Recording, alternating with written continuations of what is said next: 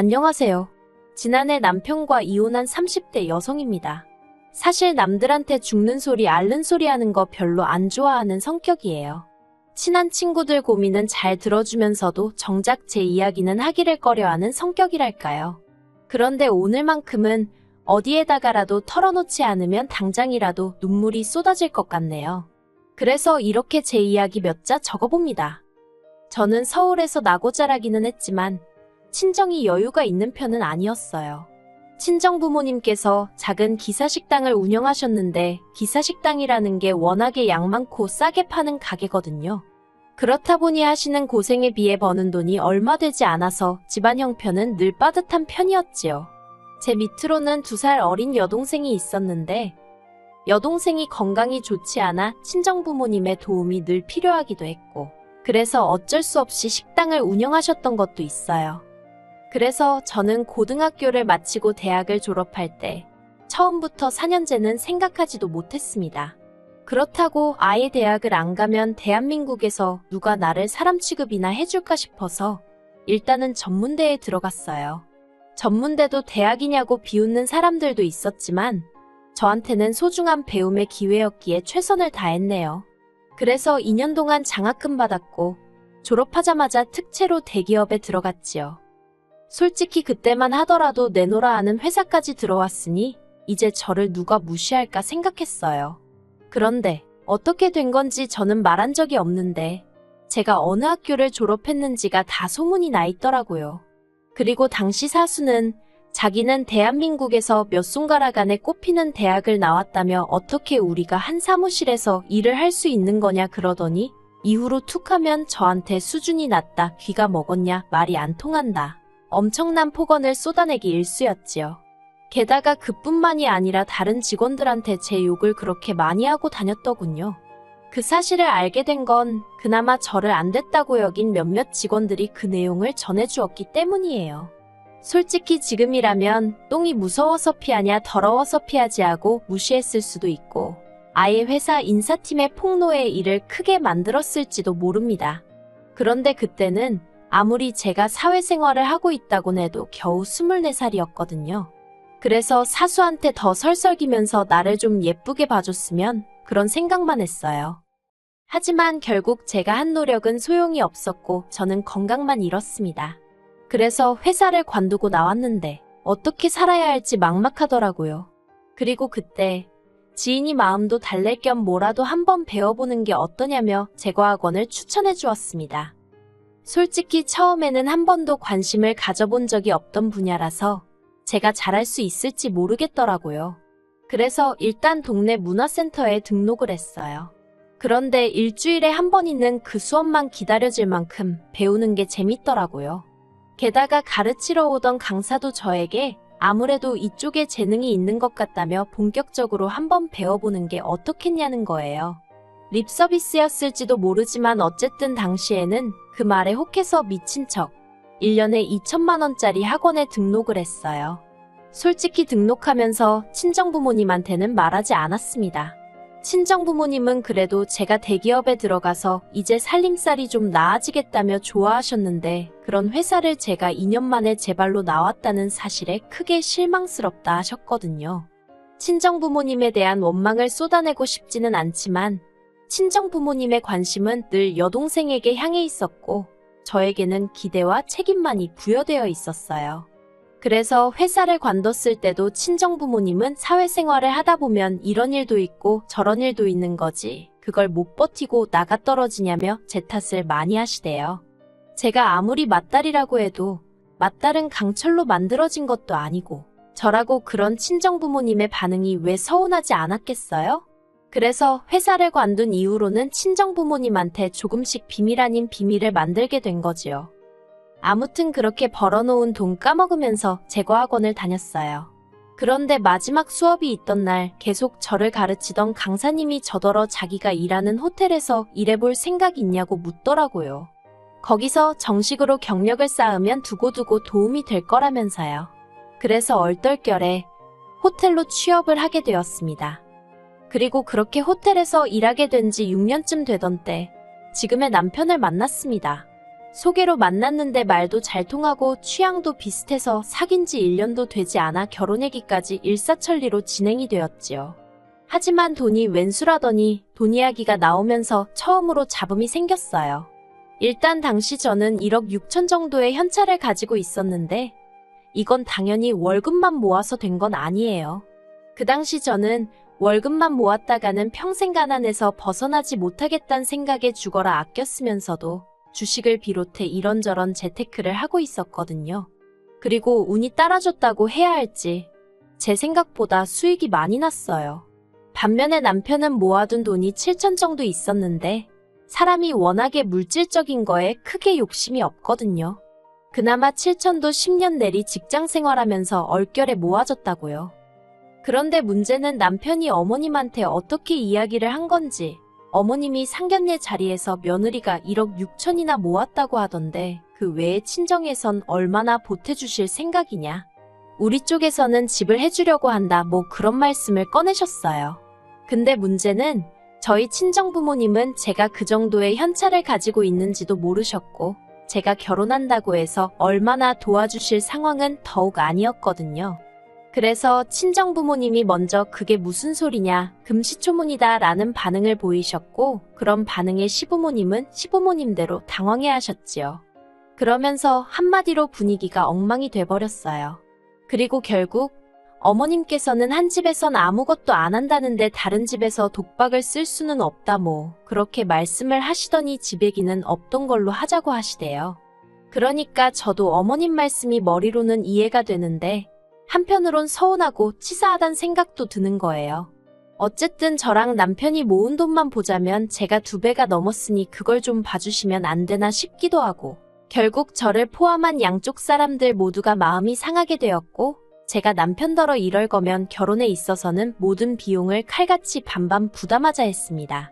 그러자 남편도 여러 가지로 상황이 복잡하게 되었다면서 차라리 그게 깔끔하겠다는 제 말에 동의를 하대요. 그렇게 저 7천 그리고 남편 7천 총 1억 4천에 대출받아서 결혼식도 올리고 이후로 작은 빌라 전세로 들어갔어요. 그리고는 뭐 남들처럼 평범한 신혼생활을 시작했습니다. 사실 남편과 같이 살기 시작했다 뿐이지 처음엔 그렇게 제 삶이 크게 달라졌다 그런 느낌은 없었어요.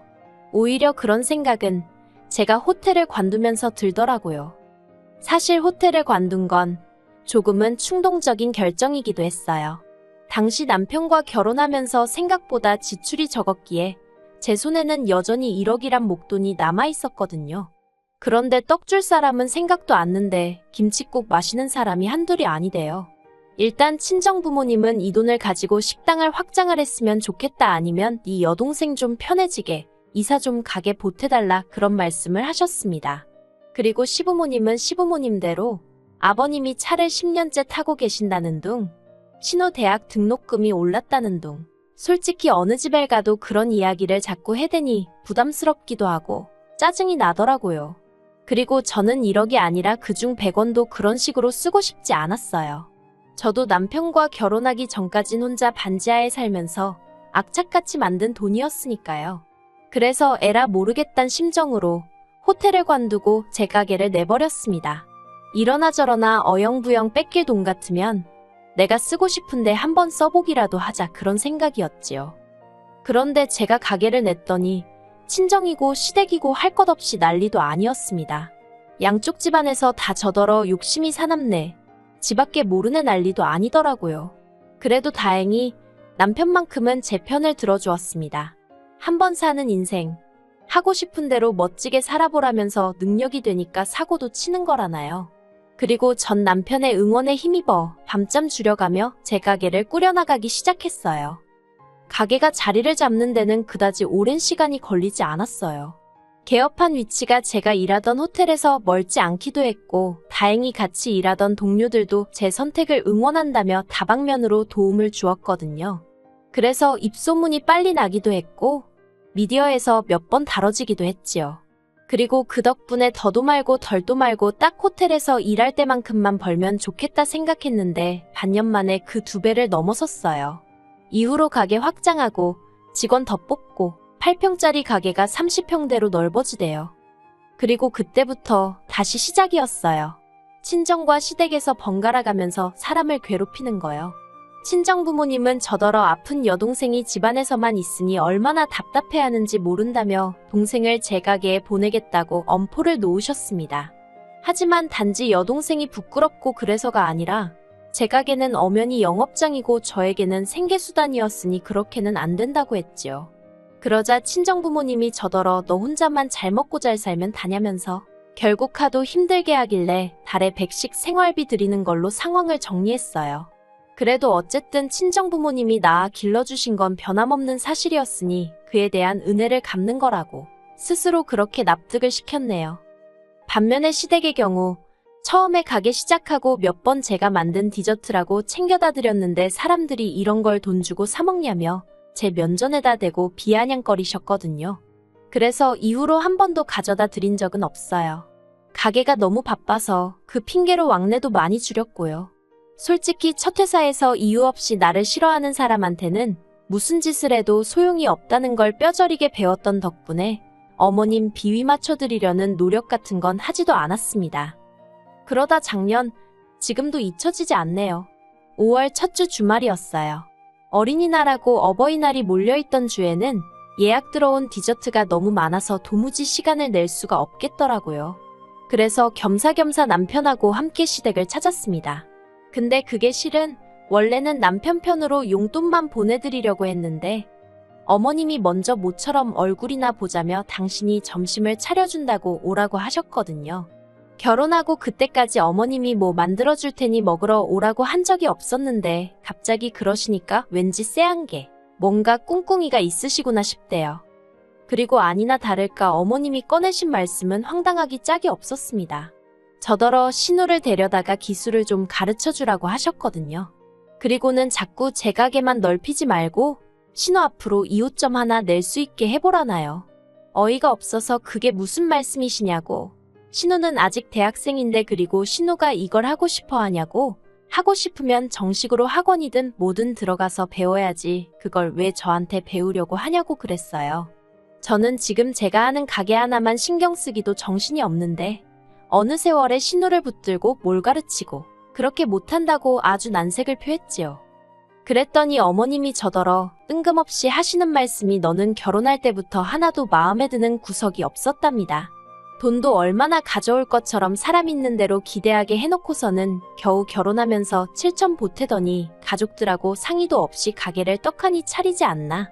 그러자 남편이 얼굴이 벌개져서는 어머님더러 갑자기 그게 다 무슨 말씀이시냐며 나도 7천에 갔는데 왜 그러냐. 그리고 가게 차리는 거 나랑 상의했다. 자기가 번 돈으로 자기 가게 차린 거를 왜 어머니가 뭐라고 하시냐?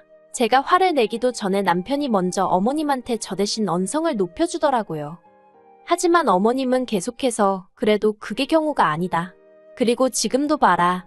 지 혼자 잘 먹고 잘 살궁리만 하지지 신우 좀 챙겨주라니까 벌써 싫어요. 못해요. 아주 유세도 저런 유세가 없다면서. 듣다 못한 제가 어머님께 그랬습니다. 어머님 말씀대로 저 잘 먹고 잘 살궁리만 하고 살아요. 그런데 제가 잘 먹고 잘 살게 되면 안 되는 거예요? 그래서 어머님 아들도 덕을 많이 보고 있잖아요. 실제로 제가 벌어오는 돈이 늘어서 어머님 드리는 용돈도 늘어난 거예요. 저 주말에도 어깨 빠져라 팔목 부서져라 디저트 만들어대는데 어머님 아들은 골프장 가서 골프 쳐요. 어머님 아들은 회사 다니면서 한 달에 겨우 300 가져오는데 어머님 지난번 생신 때 호텔에서 식사하셨죠? 거기 한 사람당 30만 원짜리였어요. 그런데 어머님이야말로 돈 내는 저랑 상의도 없이 신우 남자친구까지 부르셨잖아요. 그래놓고서는 저더러 혼자 잘 먹고 잘 살 궁리만 한다고요. 어머님 말씀 그렇게 하시는 거 아닙니다. 앞으로 제가 정말 혼자 잘 먹고 잘 사는 게 어떤 건지 한번 보여드릴까요? 그동안 저도 어머님한테 쌓인 게 많았는지 한번 말문이 트이니까 아주 폭포수처럼 쏟아지더라고요. 어머님도 점점 눈을 크게 뜨시고는 어머어머만 연신 외쳐대셨고요. 그리고 그때부터 집안 분위기가 아주 냉랭해졌어요. 어머님이 저더러 할 말이 없다면서 그렇게 잘났으면 너 혼자 살지. 왜 내 아들이랑 사냐 그러셨거든요. 그러자 남편이 또 다시 어머님 떨어. 진짜 왜 그러시냐고 그러다 이 사람이랑 나랑 헤어지기라도 했으면 좋겠냐고 화를 내대요. 그런데 그런 남편더러 어머님도 그래 차라리 헤어져라. 돈 몇 푼 가지고 시부모 무시하는 며느리 나는 못 본다. 제가 지금은 나를 무시하지만 나중엔 남편인 너 무시 안 하겠냐? 그러시더라고요. 정말 말이 안 통한다 싶어서 마음대로 생각하시라고 했습니다. 그리고는 남편더러 따라 나오던지 어머님 옆에서 어머님 달래드리던지 알아서 하라 하고 먼저 시댁에서 빠져나왔어요. 그때부터 왜인지 눈물이 쏟아지기 시작하대요. 제 딴에는 열심히 산다고 그런 건데 친정부모님은 친정부모님대로 아픈 손가락인 여동생만 챙기시지 시부모님은 절 무슨 돈도고름 벌레 취급하시지. 그나마 믿을 만한 건 남편 하나지만 천륜을 끊게 할 수도 없고 남편이 제 옆에 있는 한 저런 시부모님을 계속 보고 살아야 하는데 어떡하면 좋나? 한숨만 나올 뿐이었어요. 한편 집에 도착하고 얼마 지나지 않아 남편도 들어오더군요. 따라 나왔는데 그새 제가 안 보이더라며. 그리고는 한다는 말이 일단 어머님이 막말하신 건 자기가 대신 사과하겠답니다. 어머님이 신우가 저처럼 멋진 여자가 되었으면 하시는 걸 그렇게 표현하신 것 같다나요. 제가 남편더러 그렇게 매번 중간에서 어떻게든 좋은 쪽으로 말하려고 하니까 결국 이 사단이 나지 않았냐고. 그냥 당신도 노선을 똑바로 잡으면 좋겠다 했습니다. 확실히 내 편을 들어주던지 그게 아니면 차라리 헤어지는 것도 나쁘지 않겠다고요. 그러자 남편이 사색이 되어서는 저더러 한다는 말이 저도 친정하고 영 끊고 못 살지 않냐면서 왜 근데 자기더러 그런 선택을 하게 하냐는 거예요. 틀린 말은 아니었지만 그래도 남편이 그렇게 나오니까 서운하더군요.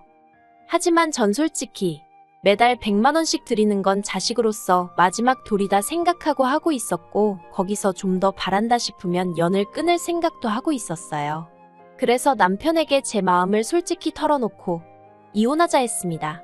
친정도 시댁도 당신도 다 필요 없다고 오로지 나만 생각하며 살고 싶다고요. 그리고 얼마 후 결국 저희는 협의 이혼을 하게 되었습니다. 남편에게 혹시 위자료라도 받아내고 싶냐고 물었더니 그런 건 필요 없다대요. 자기가 바라는 건 그저 제가 마음의 여유를 찾고 행복하게 사는 것뿐이라나요.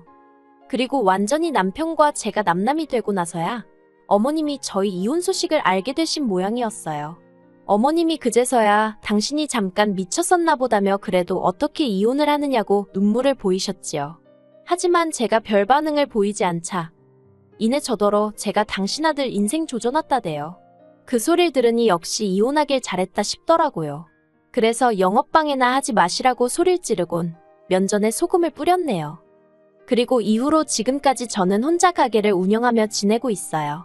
친정과는 있는 대로 소원해졌지만 한 달에 100만 원만 드리면 적어도 사람을 힘들게는 안 하니 다행이다 싶어요. 가게는 요새 프랜차이즈로 돌려볼 생각이 없냐는 문의가 많아서 고민 중입니다. 솔직히 외로운 날도 많아요. 불 꺼진 빈집에 혼자 퇴근하는 것도 남들처럼 미주알 고주알 떠들 수 있는 친정이 없다는 것도요. 하지만 그만큼 얻은 게 있으니 욕심을 내서는 안 되겠지요. 가진 것에 만족하며 살겠습니다. 그러면 또 더 좋은 날이 올지도 모르잖아요.